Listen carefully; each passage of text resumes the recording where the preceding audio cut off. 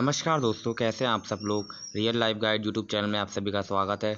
दोस्तों, जैसा कि आप सब जानते हैं कि रीट की परीक्षा अब 25 अप्रैल को ना होकर 20 जून को होने वाली है और मुझे पता है आप सबकी तैयारी बहुत ही अच्छी चल रही होगी। दोस्तों, आज मैं आप सबके सामने learning principle of environmental studies यानी पर्यावरण शिक्षा के अधिगम सिद्धांत आप सबके सामने लाया हूँ। दोस्तों, ये अकॉर्डिंग टू सिलेबस है, यानी सिलेबस में है ये वाला टॉपिक और ये वाला टॉपिक बहुत इम्पॉर्टेंट है। दोस्तों, आपको पढ़ना चाहिए। दोस्तों, चलिए इस वीडियो में मैं आप सबको जितने भी इम्पोर्टेंट पॉइंट हैं वो मैं बताऊँगा। तो चलिए वीडियो स्टार्ट करते हैं। पहला पॉइंट है क्रियाशीलता का सिद्धांत। यह सिद्धांत करके सीखने पर बल देता है, यानी ये लर्निंग बाय डूइंग पर बल देता है। इसमें चीज़ों को करके सीखा जाता है ताकि बच्चा लंबे समय तक उस चीज़ को याद रखे। इस सिद्धांत के अनुसार बालक स्वभाव से क्रियाशील होता है अतः उसे करके सीखने का अवसर देना चाहिए। शिक्षा ग्रहण करने वाला जब खुद करके सीखता है तो वह इससे स्थायी ज्ञान में शामिल हो जाता है या उसके स्थायी ज्ञान में शामिल हो जाता है। जो दूसरा है सिद्धांत है, दूसरा प्रिंसिपल है, वह अभिप्रेरणा का सिद्धांत यानी प्रिंसिपल ऑफ मोटिवेशन। अभिप्रेरणा का सिद्धांत शिक्षण के लक्ष्य को निर्धारित या निर्देशित करता है। अभिप्रेरणा शिक्षार्थी को आंतरिक बल प्रदान करता है, यानी रीइंफोर्समेंट प्रदान करता है, जिससे वह निरंतर क्रियाशील बना रहता है और उसमें अधिगम के प्रति इंटरेस्ट उत्पन्न होता है, जिसमें बालक को अधिगम के प्रति प्रेरित किया जाता है। प्रेरित हो जाने पर बालक अपने आप कार्य में इंटरेस्ट लेने लगता है। दोस्तों, जो तीसरा सिद्धांत है वह है नियोजन का सिद्धांत। इस सिद्धांत के अंतर्गत शिक्षण की एक विशेष योजना तैयार की जाती है, यानी हम जो लेसन प्लान वगैरह बनाते हैं जिसके अंतर्गत शिक्षार्थियों को शिक्षण करवाया जाता है। इस सिद्धांत में कुछ बातों पर विशेष ध्यान दिया जाता है, जैसे अधिगम उद्देश्य निर्धारण, अधिगम उद्देश्यों की पहचान, कार्य विश्लेषण। यानी दोस्तों, इसके अंदर क्या होता है, जो हम टीचिंग लर्निंग प्रोसेस होता है उसको हम प्लान करते हैं, उसी के अकॉर्डिंग हम चलते हैं। जो नेक्स्ट प्रिंसिपल है वो है निश्चित उद्देश्यों का सिद्धांत। इस सिद्धांत के अंतर्गत शिक्षण संबंधित कार्य लक्ष्य निर्धारित करके करवाया जाता है। इसमें सभी शिक्षार्थियों को अपने लक्ष्य का पता होता है, यानी इसमें ये गोल ओरिएंटेड प्रोसेस है। दोस्तों, इसके अंदर एक हम गोल सेट करते हैं और उसे हमें अचीव करना होता है कुछ तय समय सीमा पर। अगला है प्रिंसिपल ऑफ ऑक्यूरेंस। यह सिद्धांत अधिगम के स्थायी एवं बनाने पर महत्वपूर्ण होता है। इसमें सीखे गए ज्ञान को बार बार दोहराया जाता है जिससे कि वो स्थायी हो जाए। दोस्तों, इसके अंदर एक्यूरेंस के अंदर होता है, दोस्तों हम बार बार रिपीट करवाते हैं बच्चों को जो भी सिखाया होता है, ड्रिल करवाते हैं। ड्रिल की सहायता से जितने भी हमारे टूल होते हैं उनकी सहायता से, ताकि बच्चों का जो लर्निंग है वो स्टेबल बना रहे। दोस्तों, जो अगला सिद्धांत है वो है व्यक्तित्व भिन्नताओं का सिद्धांत यानी प्रिंसिपल ऑफ इंडिविजुअली। सबको आपको पता होता है, आपने सबने सीखा है कि हर बच्चे के अंदर इंडिविजुअल डिफरेंस होता है। हर बच्चा अलग होता है एक दूसरे से।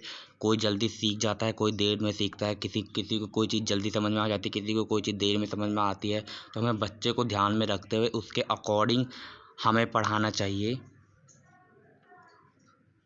दोस्तों, जो अगला सिद्धांत है वह थॉर्नडाइक का सिद्धांत यानी प्रयास एवं भूल का सिद्धांत यानी ट्रायल एंड एरर का सिद्धांत। जैसे बच्चा कोई चीज़ सीखता है तो पहले एरर करता है, एरर कर करके वो चीज़ सीखता है बच्चा, और जब उस बच्चा सीख जाता है तो उसकी एरर कम हो जाती है और ख़त्म हो जाती है। फिर वो एकदम एक्सपर्ट हो जाता है उस चीज़ को करने में।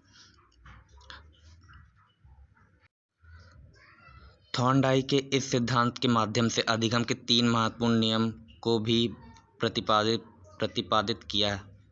तत्परता का नियम, अर्थात सीखने वाला तभी सीखता है जब वह तत्पर होता है, यानी प्रिंसिपल ऑफ रेडीनेस। इसके अंदर वो बच्चा तभी सीखेगा जब वो रेडी होगा किसी चीज़ को सीखने के लिए। तो यानी प्रिंसिपल ऑफ रेडीनेस बहुत इंपॉर्टेंट है। अभ्यास का नियम, अर्थात सीखने अर्थात सीखने के लिए अभ्यास करना बहुत ज़रूरी है। यानी अगर हम कोई चीज़ सीख रहे हैं, यानी जैसे मैथ सीख रहे हैं, मैथमेटिक्स सीख रहे हैं, तो हमें अभ्यास करना चाहिए, जिससे हम उस चीज़ में एक्सपर्ट होते हैं और हमारे जो एरर्स होते हैं बहुत कम हो जाते हैं। प्रभाव का नियम अर्थात अधिगम के भाग्य का निर्णय उसके परिणामों पर टिका रहता है। यानी जो भी हम सीखते हैं, हम उसको कैसे प्रयोग करते हैं, ये होता है प्रिंसिपल ऑफ इफेक्ट। दोस्तों, जो अगला है पॉइंट है वो है सक्रिय अनुबंधन का सिद्धांत। इस सिद्धांत के अनुसार अधिगम से पहले बालक को सक्रिय होना पड़ता है, अर्थात सीखने हेतु सीखने वाले को पहले कोई ना कोई क्रिया करनी पड़ती है। इस व्यवहार को जब कोई उचित पुनर्वरण प्राप्त हो जाता है तो उसे उसी रूप से दोहराने की संभावना बढ़ती जाती है, फलस्वरूप उसे सीख लिया जाता है। यानी दोस्तों इसके अंदर इसके अंदर है कि जब कोई बच्चा सीखने जाता है तो उसे पहले हम एक्टिव बनाते हैं, और जब वो बच्चा एक्टिव होता है तो चीज़ों को जल्दी सीख जाता है। इस पॉइंट में यही बता रखा है सक्रिय अनुबंधन का सिद्धांत, यानी एक्टिव प्रिंसिपल ऑफ एक्टिवनेस हम इसको कह सकते हैं। अगला है अतः दृष्टि या सूझ द्वारा सीखने का सिद्धांत। इस सिद्धांत में अतः दृष्टि यानी सूझबूझ का प्रयोग करते हुए बुद्धिमानी का समस्या का हल किया जाता है। दोस्तों, इस सिद्धांत के अंदर क्या होता है, बच्चा अपनी समझ से किसी चीज़ को हल करता है, किसी प्रॉब्लम को सॉल्व करता है। दोस्तों, अगर आपको एक थ्योरी याद आ रही होगी, इनसाइड थ्योरी, जिसके अंदर एक जो बंदर होता है जिसका नाम सुल्तान होता है, वो केले को जो बॉक्स में वो बंद होता है, वहाँ पे एक केला लटका होता है, वो कैसे अपने आप को अपने सूझबूझ का इस्तेमाल करके कैसे उस केले को हासिल करता है। कभी वो ब्लॉक्स पे चढ़ जाता है, कभी वो डंडियों को जोड़कर केले को पाता है। तो ये दोस्तों इसमें हम सूझबूझ इस्तेमाल करते हैं। इसीलिए अगला जो पॉइंट है वो है क्रिया प्रसूत अनुबंधन सिद्धांत। इस सिद्धांत के प्रतिपादन स्किनर ने किया था। इसके अनुसार वे अनुक्रिया जो जानवरों और मानवों द्वारा अपने अनैच्छिक रूप से की जाती है क्रिया प्रसूत कहलाती है। इसमें प्राणी पर्यावरण में सक्रिय होकर स्वयं कार्य करता है। इसके अंदर दोस्तों है कि हमें पहले बच्चों को एक्टिव बनाना चाहिए और